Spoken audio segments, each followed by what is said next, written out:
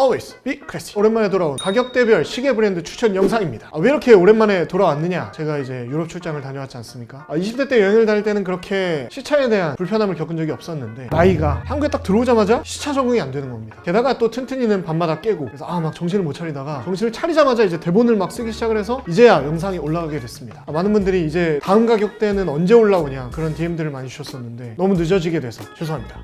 그만큼 알차게 준비했어요. 꼭 끝까지 시청해주세요. 지난편 10만원부터 50만원, 50만원부터 100만원, 100만원부터 300만원, 300만원부터 500만원까지 가격대별로 제가 시계 브랜드와 제품을 추천드렸는데 이번에는 500만원부터 1000만원 이렇게 잡아봤어요. 혹시 지난편을 못 보시고 오신 분들은 꼭 시청해주시면 감사하겠습니다. 자, 다시 한번 이 컨텐츠의 전제에 대해서 빠르게 말씀을 드리면 패션 브랜드의 시계보다는 시계 전문 브랜드 헤리티지 있는 시계를 사셨으면 좋겠다. 그리고 두 번째는 이게 가격대별 시계 추천 영상이다 보니까 가급적이면 공식 홈페이지 기준 정가로 컨텐츠를 진행하고 있어요. 물론 할인을 받으시거나 병행 수입으로 구매를 하시거나 하면 더 저렴하게 구매하실 수 있는 방법이 있으시겠지만 하품을 유의하시기 바랍니다. 자, 마지막 세 번째는 스마트워치 관련 댓글을 그만 달아달라고 말씀드리는 내용이었는데 이 정도 가격대면은 아무도 이제 스마트워치 말씀을 안 하시겠죠. 자, 이번 가격대부터는 대부분 남자들의 드림워치가 등장할 예정입니다. 개인적으로도 정말 좋아하는 그 브랜드들이 나오기 시작해서 말을 너무 많이 할까봐 걱정이 돼요. 그만큼 저도 어릴 때부터 꿈꿔왔던 시계들이 대거 포함이 되어 있고 특히 이 가격대 시계들을 예물로도 많이 하시죠. 그리고 기술적으로는 대부분 이제 자사 인하우스 무브먼트가 탑재된 모델들을 소개드릴 수 있을 것 같습니다. 드디어 아무래도 가격대가 굉장히 높은 시계들이 이제부터 나올 거라서 이 정도 가격이면 사실 선택지가 엄청 다양하거든요. 근데 제가 생각했을 때 기왕 이 가격대에 이런 시계를 사실 거면 이런 걸 사는 게 좋은 선택일 것 같다 싶은 것들을 하나씩 말씀드릴 거예요. 본격적으로 시작해 보도록 하겠습니다.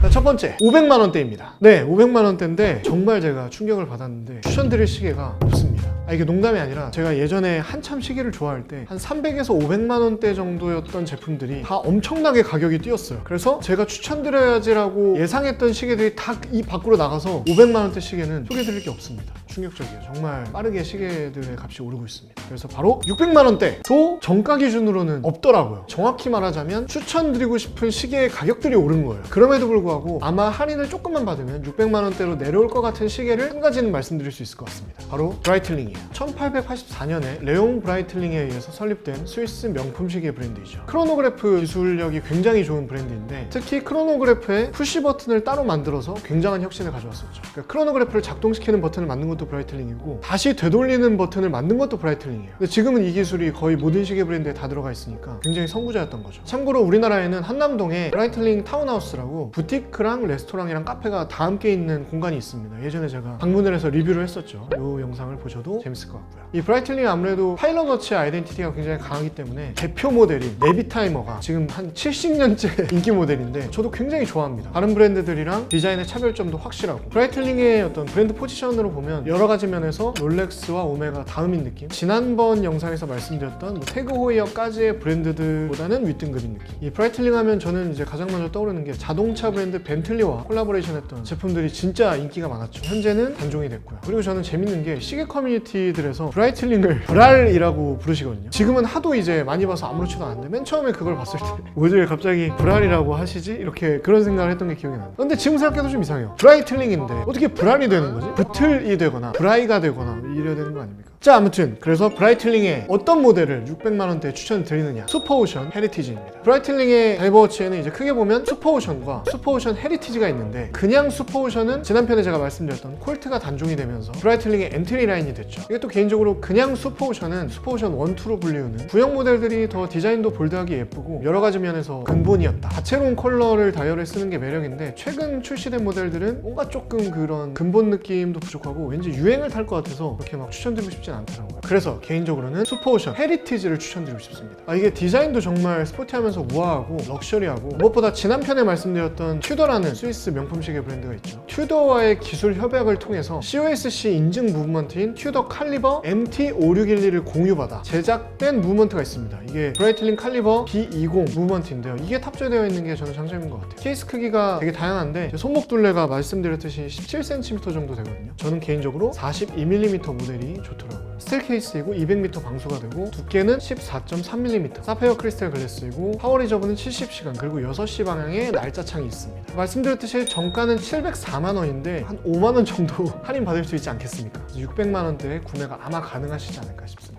자, 다음 700만원대. 여기서부터는 제가 드릴 말씀이 많죠. 첫 번째로 소개해드릴 브랜드는 오메가입니다. 지난 편에서도 잠깐 말씀드렸는데 1848년에 스위스에서 설립된 명품 시계 브랜드이고요. 롤렉스 다음으로 아마 세계에서 가장 인지도가 높은 브랜드일 거예요. 스와치 그룹의 대표 브랜드이고 올림픽 타임키퍼이고 007 제임스 본드 마케팅이 유명하고 아폴로 우주비행사들이 차고 세계 최초로 달에 간 시계도 오메가의 시계이죠. 대표적인 기술 중에 오메가의 자사 무브먼트인 코엑시얼 무브먼트가 있는데 이 항자기성 부분에서는 압도적으로 세계 1위의 기술력을 보여주고 있습니다. 특히 이제 요즘에는 뭐 스마트폰이나 컴퓨터나 패드나 에어팟이나 차키나 뭐 여러 가지 그런 자성을 띤 아이템들을 가까이 할 때가 많잖아요. 그래서 이 코엑시얼 무브먼트 항자기성 기술이 점점 중요해지는 것 같습니다. 그리고 우리 클래시TV를 오래 보신 분들은 다 아시겠지만 개인적으로 가장 좋아하는 시계 브랜드 중 하나입니다. 그래서 오메가에서 첫 번째로 추천드릴 시계는 이겁니다. 오메가의 시마스터 다이버 300m, 그냥 다이버 300이라고 간략하게 부를게요. 오메가의 시마스터 라인은 007 제임스 본드 시계로 굉장히 유명하죠. 피어스 브로스넌이 007일 때부터 영화에서 시마스터 라인을 주구장창 차고 나옵니다. 이게 사실 오메가의 고질적인 문제 중에 하나인 한정판 남발에도 큰 영향을 주는데, 그래도 개인적으로 이제 제임스 본드도 좋아하다 보니까 갖고 싶은 게 좀 많았어요. 특히 No Time to Die 에디션이라든지. 그리고 이 시계는 영국의 윌리엄 왕자가 차는 시계로도 유명하죠. 제 시계는 세대로 치면 한 3세대 정도 되는 제품이고, 이게 예물로도 인기가 굉장히 많아졌죠. 롤렉스의 서브마리너 구하는 게 거의 하늘의 별 따기가 되면서 그래도 피가 붙은 서브마리너보다 훨씬 저렴하게 살 수 있다는 대안품으로서 인기도 굉장히 좋습니다. 다이버 300 사시는 분들이 항상 이 다이얼 컬러에서 엄청 고민을 하시죠. 흑판이냐 청판이냐. 저는 개인적으로 흑판을 제일 예쁘다고 생각을 합니다. 자, 이제부터 요즘 나오는 현 세대 다이버 300에 대해서 좀 말씀을 드릴 건데, 지름이 42mm로 늘어났어요. 제 건 40인가 41mm였던 걸로 기억을 합니다. 두께는 13.6mm, 이 세라믹 베젤, 세라믹 다이얼에 레이저로 각인된 물결 패턴이 있습니다. 그리고 6시 방향에 날짜창이 있고 300m 방수, 코엑시얼 마스터 크로노미터 인증을 받은 칼리버 8800이 탑재가 되어 있고요. 그리고 시스루 케이스백에 55시간 파워 리저브를 제공합니다. 슈퍼 루미노바, 로디움, 도금 핸즈와 인덱스가 있기 때문에 밤에도 굉장히 잘 보여요. 투러치로도 굉장히 좋고, 10시 방향에 보면 헬륨가스 배출 밸브가 있거든요. 예전에 시계 살 때 뭔지 설명을 들었는데 까먹었어요. 물에 들어갈 때 기압차를 어떻게 하기 위해서 헬륨가스를 빼주는 역할을 한다 그랬는데 물에 들어갈 일이 없다 보니까 아무튼 그냥 이 디자인적인 디테일로 아이코닉한 부분이고요. 그리고 5연줄 브레이슬릿이거든요. 이게 근데 좀 호불호가 있습니다. 조금 올드해 보이는 느낌이 있어가지고 저는 사실 착용감도 좋고 별 생각 없었거든요. 근데 되게 싫어하시는 분들이 많이 계시더라고요. 개인적으로는 현 모델의 이제 그 웨이브 엣지가 있잖아요. 그 물결 패턴이 그게 없는 게 더 깔끔한 것 같아요. 제 시계가 최고다 뭐 이런 건 아닙니다. 개인적인 취향이에요. 충격적이게도 공홈 기준으로 정가가 790만 원입니다. 제가 이제 살 때 당시에 할인받아서 485만 원 정도에 샀던 것 같은데 거의 좀 있으면 2배가 되겠네요. 그래도 정말 좋은 시계라고 생각합니다. 자, 두 번째로 오메가에서 추천드릴 시계는 아쿠아테라입니다. 가죽 스트랩으로 된 게 정가가 790만 원이거든요. 그래서 700만 원대에 포함을 시켜봤어요. 보통 시마스터 라인에서는 다이버 300이랑 아쿠아테라 이 둘 중 하나를 엄청 고민을 하시죠. 그래서 이 둘 중 하나를 사시면 나머지 하나는 절대 안 사시는. 근데 플래닛 오션이라고 또 시마스터 라인이 있죠. 좀 더 비싼 PO라고 불리우는 라인이 있는데 플래닛 오션은 또 추가하는 분들이 계시더라고요. 저는 사실 그럴 생각은 없습니다. 이 아쿠아테라의 가장 큰 장점은 이 다이버 워치이지만 굉장히 드레시하기 때문에 전천후로 어떤 의상에도 잘 어울린다. 그리고 개인적으로는 다이버 300에 비해서 좀 더 지적인 느낌이 강하다고 생각해요. 역시 007 제임스 본드가 착용하는 시계이고 다이버 300과 함께 예물로도 굉장히 각광받고 있는 인기 모델입니다. 근데 이제 굳이 예물로 하실 거면은 저는 다이버 300보다는 아쿠아테라가 좀 더 어울리지 않나. 편안한 느낌이 있는 것 같아요. 다이버 300보다. 이것도 이제 뭐 사이즈나 컬러가 다양한데 개인적으로는 41mm의 청판 다이얼에 메탈 브레이슬릿이 가장 예쁘다고 생각합니다. 두께는 13.2mm이고요. 다이버 워치 치고는 좀 방수가 얕긴 해요. 150m.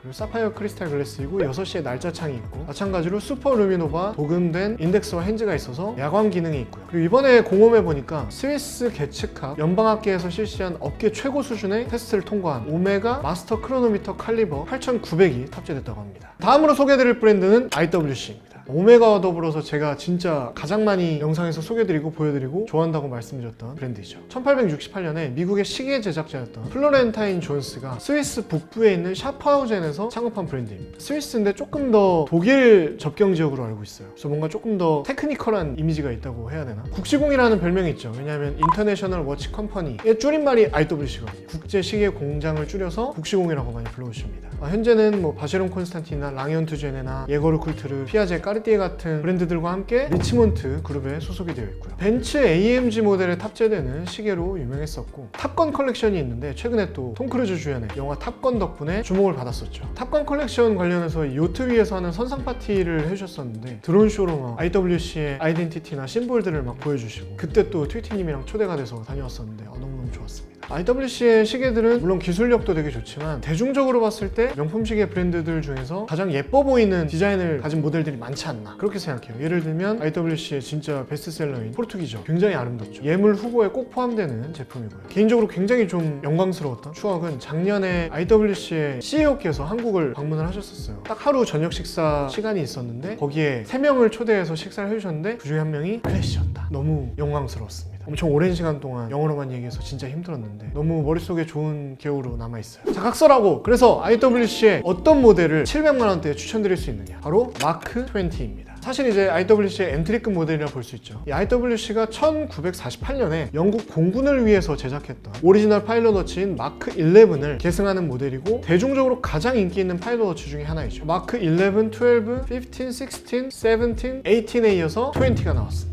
제가 한참 막 시계에 관심 가질 때는 와, 사고 싶다 이렇게 생각했을 때 IWC 홈페이지에서 봤던 게 마크 16이었던 것 같은데, 당시에는 어린 왕자 에디션이 굉장히 유명했었죠. 벌써 20가 나왔군요. 원래 IWC가 이런 엔트리급 모델에 에타 수정 무브먼트를 써서 논란이 좀 있었죠. 근데 2019년부터는 전 제품 인하우스 무브먼트화를 시행을 해서 그때부터는 다 인하우스 무브먼트가 들어가고 있습니다. 이 마크 20 같은 경우에는 케이스 직경이 40mm이고 두께가 10.8mm, 사파이어 글래스이고 썬버스트 다이얼이에요. 빛의 각도에 따라서 굉장히 좀 예뻐 보이죠. 3시 방향에 날짜창이 있고 IWC의 32111 칼리버 무브먼트가 탑재가 되어 있는데, 이게 뭐냐면 이 리치먼트 그룹 산하에 발플러리에라는 조직이 있습니다. 무브먼트 스페셜리스트들이 모여있는 조직으로 알고 있는데, 여기서 이제 공유하는 그 에보슈 설계를 바탕으로 IWC나 리치먼트 그룹 내에 많은 브랜드들이 수정을 가해서 탑재를 하고 있죠. 그래서 이 32111 같은 경우에도 에보슈 무브먼트를 IWC에 맞게 수정을 한 버전인데, 이번 마크 20 같은 경우에는 무려 파워 리저브가 120시간이나 된다고 합니다.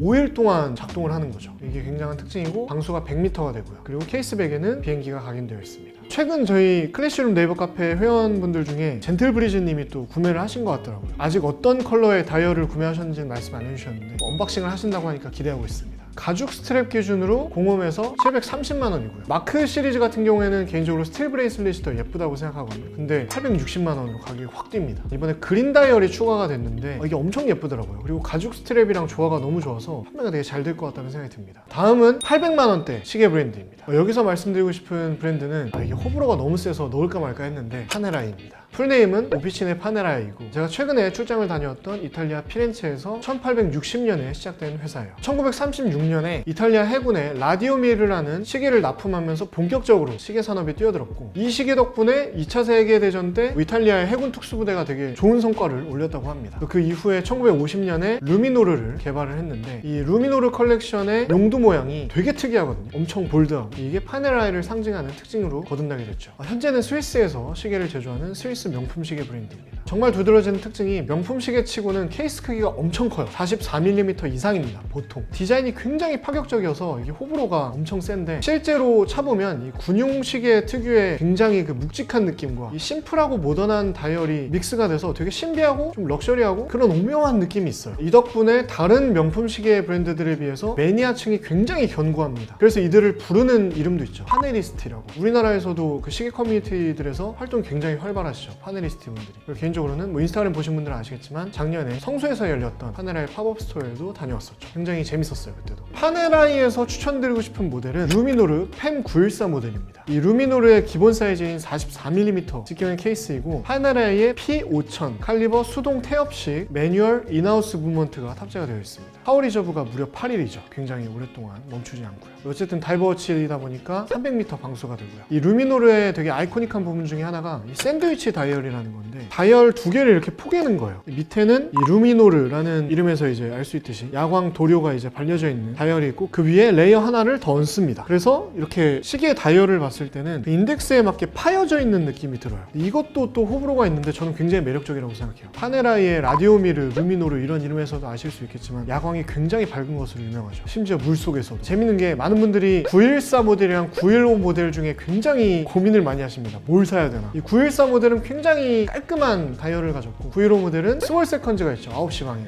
둘 다 너무 예뻐요. 근데 개인적으로 봤을 때는 전체적인 밸런스를 봤을 때는 914 모델이 더 예쁘지 않나 그렇게 생각합니다. 아무래도 큰 케이스가 가장 큰 장점이자 단점인데 러그 투 러그가 거의 53mm 정도 됩니다. 굉장히 큰 거죠. 그래서 손목이 얇으신 분들 17cm 이하인 분들은 좀 안 어울릴 수 있다는 거. 뭐 이것도 개인 기호 차이가 있겠지만 굉장히 매니악한 시계인데 제가 소개해드린 이유는 아시다시피 저는 케이스가 큰 시계를 별로 좋아하지 않음에도 불구하고 왠지 모르게 이 시계 생활을 계속 하다 보면 기출을 할 수 있지도 않을까라는 생각이 듭니다. 파네라의만의 매력이 분명히 있어요. 그래서 한번 말씀드려봤습니다. 마지막 900만 원대입니다. 900만 원대에는 여러분들이 정말 의외라고 생각할 수 있는 브랜드 하나 말씀드리면 태그 호이어의 제품을 소개해드리려고 해요. 이게 무슨 소리냐 싶으실 수도 있는데 끝까지 들어보세요. 태그 호이어는 이제 지난번 영상에서도 말씀드렸지만 1860년에 스위스에서 설립된 남품시계 브랜드이고요. 모터 스포츠 업체인 태그 그룹이 호이어라는 업체를 인수를 해서 태그 호이어가 됐고 지금 이제 LVMH 그룹 소속이 돼서 태그 그룹이랑은 또 아무 상관이 없습니다. 그래도 태그 호이어 하면은 레이싱의 아이덴티티가 굉장히 강하죠. 크로노그래프의 기술력도 유명하고 여기서 갑자기 또 태그 호이어를 언급하는 이유는 바로 이 제품 때문입니다. 모나코.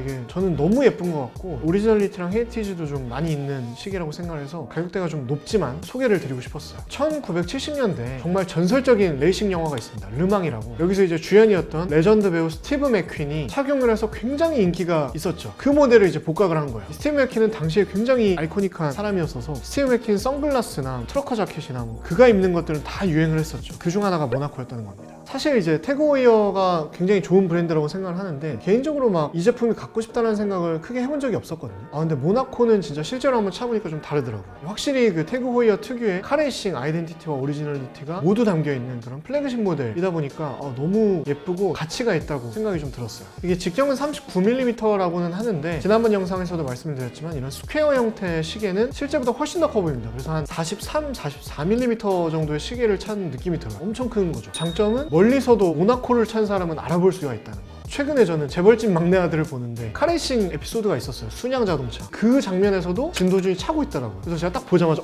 모나코다 이러면서 또 트위티님한테 설명을 해줬었는데 크기가 이제 장점이죠. 단점이죠. 두께는 15.21mm이고 100m 방수가 되고 순수 자체 개발 인하우스 문먼트인 칼리버 호이어 02 오토매틱이 탑재가 되어 있습니다. 덕분에 80시간 파워 리저브의 크로노미터급 성능을 가지고 있죠. 그리고 태그 호이어의 주특기 중에 하나인 크로노그래프가 탑재가 되어 있고요. 다이얼은 또 썬버스트 다이얼인데 그래서 이제 빛의 각도에 따라서 다이얼의 모습이 조금씩 달라지죠. 여기에 이제 블루, 화이트, 레드의 색조합이 너무 예뻐요. 되게 레트로하면서도 진짜 클래식한 느낌. 가격은 공홈 기준 933만 원입니다. 비싸긴 하죠. 자, 다음은 다시 오메가입니다. 스피드마스터 문워치 프로페셔널입니다. 오메가에서 C마스터 라인과 함께 아주 대표적인 라인이죠. 수식어는 정말 많은데 최초로 우주에 나간 기계식 시계이며 최초로 달에 간 시계이고 무려 6번의 달 착륙 미션을 완수했죠. 그리고 1965년 이후로 모든 우주 임무에 대한 나사의 비행 자격 허가를 받은 유일한 기계식 시계입니다. 압도적인 헤리티지죠. 히스토리를 좀 간단하게 말씀드리면 1964년에 나사에서 우주 탐사에 사용할 손목 시계를 선정하는 테스트를 하게 됩니다. 굉장히 극단적인 온도, 습도, 산소 농도, 충격, 기압, 음향 등등의 환경에서 작동이 잘 되는지를 테스트하고 이걸 모두 견뎌서 합격하는 시계를 우주 탐사용으로 사용을 하자. 그렇게 테스트를 하게 되는데 최종적으로 롤렉스, 론진, 그리고 오메가가 이 테스트를 받게 돼요. 근데 이 중에서 유일하게 합격한 시계가 바로 오메가의 스피드마스터라는 겁니다. 아무튼 이번 영상에서 다 말씀드리기 힘들 정도로 제가 봤을 때는 시계 역사상 최고의 히스토리와 헤리티지를 가지지 않았나. 케이스 직경은 42mm이고 두께는 13.2mm입니다. 그리고 방수는 50m인데 이게 뭐 우주에 물이 없어서 방수 능력은 필요 없다 뭐 이런 우스갯소리도 있더라고요. 특징적인 게 모든 스피드마스터 제품들은 다 매뉴얼 와인딩이에요. 수동으로 태엽을 감아줘야 됩니다. 다이얼에 보면 세컨즈 서브 다이얼이랑 30분 카운터, 12시간 카운터, 그리고 크로노그래프 기능이 탑재가 되어 있는데 이 무브먼트는 마스터 크로노미터 인증을 받은 오메가 코엑시얼 칼리버 3861이 탑재가 되어 있고요. 파워 리저브는 50시간입니다. 같은 디자인의 문워치도 종류가 굉장히 많습니다. 제가 봤을 때 간단하게 두 가지만 기억을 하셔도 좋을 것 같아요. 첫 번째 모델은 이 실제 우주로 나갔던 스피드마스터와 동일하게 앞면이 운모 글래스로 되어 있고 뒤에 케이스백이 막혀 있고 거기에 이제 해마가 새겨져 있는 이 모델의 경우에는 가격이 930만 원이고요. 두 번째로 앞면이 사파이어 글래스로 되어 있고 뒷면도 사파이어 시스루 케이스백으로 되어 있는 모델이 또 있거든요. 이 모델의 경우에는 1,070만 원입니다. 이 운모 글래스가 뭐 깨져도 더 파편이 좀 크게 깨지고 아무튼 뭐 여러 가지 면에서 우주에 적합하다고 해서 채택이 되었기 때문에 첫 번째 말씀드린 모델도 운모 글래스를 채용을 한 건데, 이 운모 글래스가 차보신 분들은 아시겠지만 스크래치가 더 잘 나요. 잘 보이고 스크래치가. 그리고 확실히 그 사파이어 크리스탈 글래스보다는 덜 고급스러워 보입니다. 그래서 헤리티지를 막 엄청 따지시거나 조만간 내가 우주에 나갈 일이 있다 이러신 분이 아니면 두 번째로 말씀드린 모델을 골라주시면 좋을 것 같아요. 어쨌든 이것도 930만 원짜리 모델이 있기 때문에 900만 원대에 포함을 시켰습니다. 자, 마지막으로 소개해드릴 모델은 산토스 드 까르띠에입니다. 까르띠에는 보석 브랜드로도 유명하지만 지난번 영상에서도 말씀드렸듯이 최초로 현대적인 손목시계를 만든 브랜드이기도 합니다. 지난 편에서는 탱크 머스트를 소개를 드렸었죠. 근데 이번에는 남성 럭셔리 시계의 근본이라고 할 수 있는 산토스를 소개해드리려고 합니다. 산토스는 크게 두 가지 종류입니다. 산토스 드 까르띠에랑 산토스 뒤몽이 있어요. 요건 오토매틱 모델이라고 보시면 되고 요건 포츠 모델이라고 보시면 됩니다. 그래서 뒤몽이 더 저렴해요. 그래서 오늘 말씀드릴 건 산토스 드 까르띠에이고 여기에는 자사 오토매틱 무브먼트가 들어갑니다. 그리고 사파이어 글래스이고 스틸 브레이슬릿이 저는 더 예쁘다고 생각하고요. 약 100m 방수가 됩니다. 미디엄 라지 사이즈가 있는데 웬만한 분들이면 미디엄 사이즈도 괜찮은 것 같다고 생각합니다. 그리고 재밌었던 게 공식 홈페이지에 가면 메인 사진 오른쪽 위에 AR이라는 게 있거든요. 그거를 한번 우리 윌리 매니저님이 눌러보셨는데 이렇게 책상 위에 내가 선택한 시계가 올라와 있는 것처럼 딱 나오더라고요. 그래서 카메라를 이렇게 움직이면 그 시계를 진짜 자세히 볼 수 있어요. 실제로 있는 것처럼. 탱크도 되더라고요. 까르띠에 시계 쇼핑하실 때 재밌는, 그리고 이제 도움이 많이 되는 그런 기능인 것 같습니다. 한번 해보세요. 되게 재밌습니다. 자, 오늘 소개해드릴 시계는 공홈 기준으로 가격이 965만 원입니다. 비싸죠. 근데 이것도 뭐 사실 예물의 범주에 많이 들어가는 시계이기 때문에 그런 시계들 생각하면 가격이 다 그 정도 하죠. 네, 이렇게 또 1000만 원 이하로 시계를 또 추천드려봤는데, 이 대본을 쓰면서 제일 고민했던 게 롤렉스를 어떻게 해야 하나. 피가 너무 많이 붙어서 정가가 의미가 있나 싶긴 한데, 어쨌든 롤렉스를 넣는다면 제가 추천드리고 싶은 모델들은 다 1000만 원이 넘긴 하거든요. 아마 다음 편에 나오지 않을까 싶습니다. 정가를 말씀드리는 게 의미가 있습니까? 고민을 좀 해볼게요. 아니면 의견을 좀 댓글로 달아주시면 참고해보도록 하겠습니다. 시계 가격들이 너무 올라가지고 다음 편은 또 어디까지 잡아야 하나 고민이에요. 앞으로 2편 정도 더 나오지 않을까 싶어요. 그래서 혹시 기대가 되신다면 구독과 알람 설정 부탁드리고요. 이 영상이 도움이 되셨다면 좋아요도 부탁드리겠습니다. 자, 그럼 멋진 드림워치들과 함께 자신감 가지세요. 당신은 멋집니다.